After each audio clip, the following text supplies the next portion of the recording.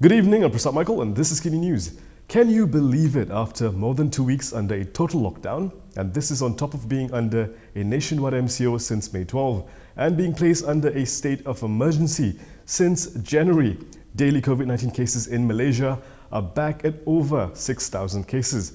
So if the government can't get the job done, maybe Parliament could. This is why Anwar Ibrahim has given Muhyiddin Yassin two options. The Health Ministry today reported 6,440 new COVID-19 cases. This marks the first time cases have been over 6,000 since June 11th. This is also the second day in a row with rising case numbers. On Wednesday, the young di-Pertuan Agong decreed that Parliament should reconvene as soon as possible to allow MPs to debate the emergency laws and the National Recovery Plan. Commenting on the matter, opposition leader Anwar Ibrahim said Prime Minister Muhyiddin Yassin is now left with two options. Dan titah nasihat bawah Duli Yang Maha Mulia Raja-Raja dan Yang di-Pertuan Agong untuk mengadakan sidang Parlimen. Kalau kamu enggan, sebaik secara terhormat selamatkan negara, ya, selamatkan ekonomi, ya, dan biar pengendalian penyelesaian masalah COVID-19 dirangka, dilaksanakan secara lebih baik, maka secara terhormat kamu harus undur dan letak jawatan. Itu pendirian Pakatan Harapan yang saya percaya didukung oleh majoriti ahli parlimen dan rakyat di negara kita. Speaking on a video posted on his Facebook page, Anwar also called on the Special Independent Committee on the Emergency to advise the Agong to end the emergency before August 1st. Selangor today reported over 2,000 new COVID-19 cases, followed by Negeri Sembilan with 870 and Kuala Lumpur with 816 cases. This comes just 3 days after Muhyiddin unveiled a 4-phased exit plan for the nation with regard to the COVID-19 pandemic. Each phase is expected to take about 2 months, with social sectors, including schools, to reopen gradually during Phase 3, which is estimated to start in November. Muhyiddin also expects Parliament to reconvene in Phase 3. To transition from Phase 1 to Phase 2, the country will have to record an average of below 4,000 COVID-19 cases daily, ICU capacity easing to moderate levels, and 10% of the population being fully vaccinated. Today, the country reported 6,440 new COVID-19 cases. Right now, Malaysia needs a free press more than ever, and being an independent media outlet can be tough. This is why we need your help to help us continue doing what we do. Click on the link in the description and find out how you can contribute. And all the names you see below are all the awesome people who helped us in May. Now, to our next story. Hamzah Zainuddin still isn't happy with UNHCR. Home Minister Hamzah Zainuddin has expressed disappointment with the United Nations High Commissioner for Refugees, or UNHCR, for freely issuing identification cards to foreigners in the country. Hamzah said, as a result of this, there are over 170,000 UNHCR cardholders in the country now. Pada 2021, jumlah 179,383 orang. You fikir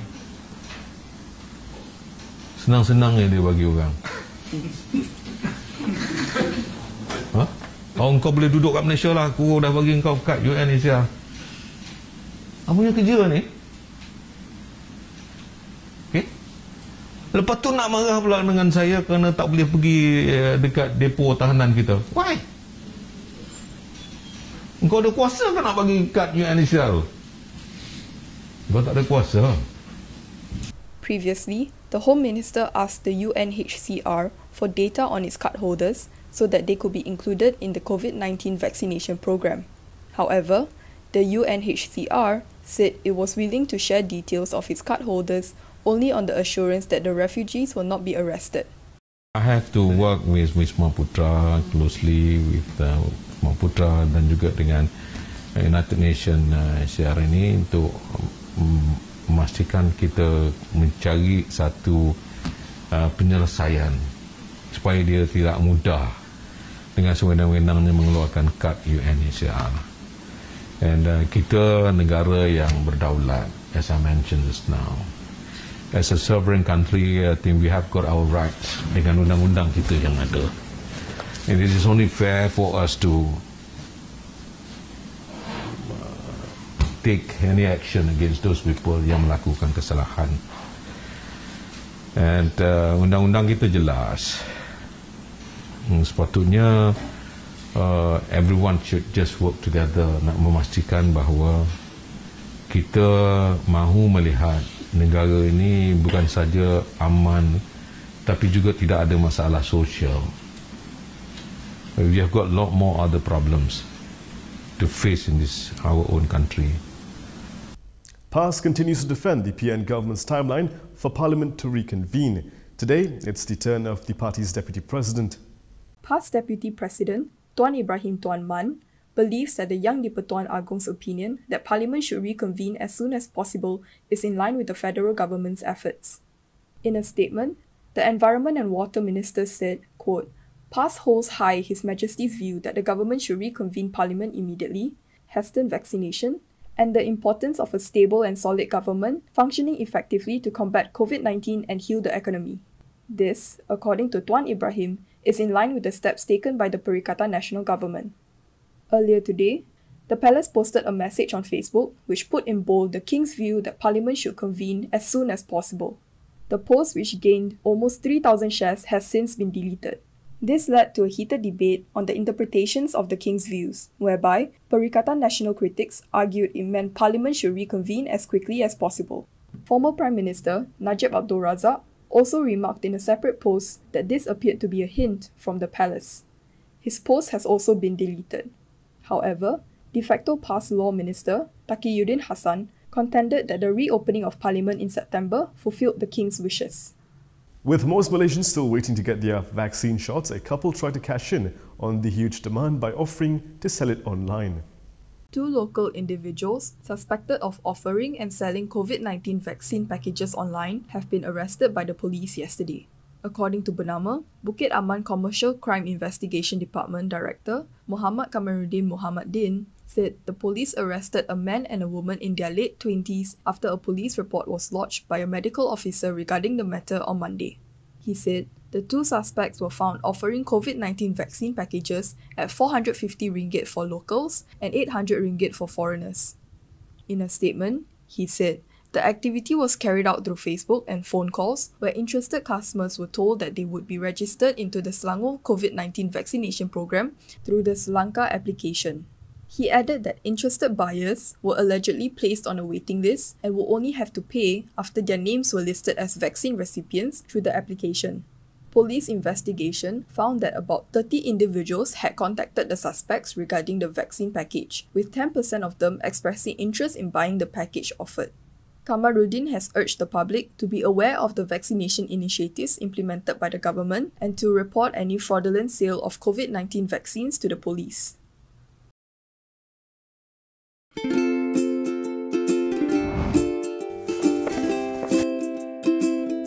Shellfish, red meat, and beer.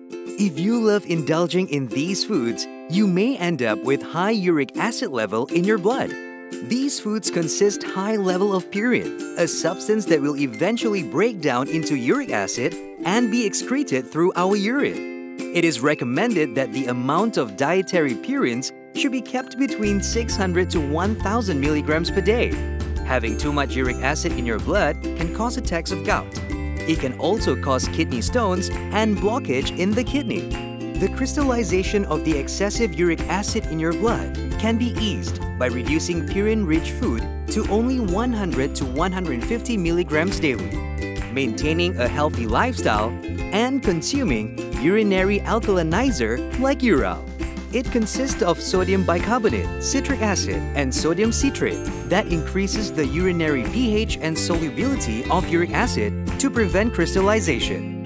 Best of all, it's lemon-flavored and sugar-free. Ural, effective urinary alkalinizer. Neutralize your uric acid problem now.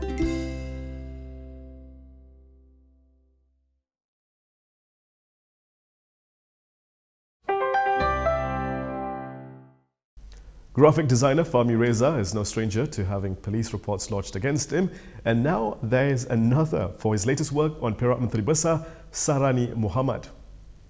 Perak UMNO Youth has lodged a police report against graphic designer Fahmi Reza for uploading a poster depicting Perak Menteri Besar, Sarani Muhammad, as a popular canned sardine brand.